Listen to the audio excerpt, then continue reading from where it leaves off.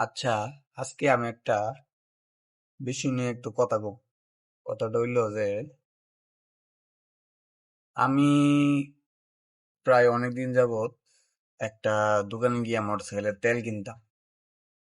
তো সে আমার দেখলই, আমার কাছে দুই রাইতে মোটরসাইকেল আমি গেলই আমার কাছে দুই রাইতে আয়সা জিজ্ঞেস, ভাই কি অবস্থা, ভালো আছেন, কি কেমন চলতেছে দিনকার, তেল কতদূর লাগবো, 5 লিটার নেন ভাই একসাথে। আর মিয়া 1 লিটার নিবেন কি লিগা, বেশি করে নেন।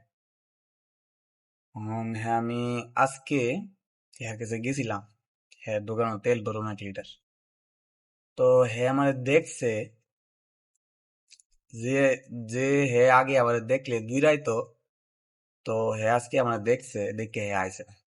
আইছে না তো বড় কথা না, হ্যাঁ আমার কাছে দুইবার চাইছে, আমি একবার ইশারা দিছি। তারপরেও মনে করেন হ্যাঁ দেন না দেয়ার বাপ দুইটা, হ্যাঁ মোবাইল টিপতেছে।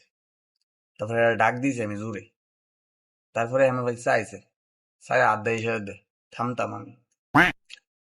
তো এই বিষয়টা একটু আমার বোঝানোর দরকার, আপনারা কেউ জানেননি বিষয়টা কি তা চলতেছে দেশের ভিতরে, আমার একটু জানাচ্ছেন কমেন্টের ভিতরে।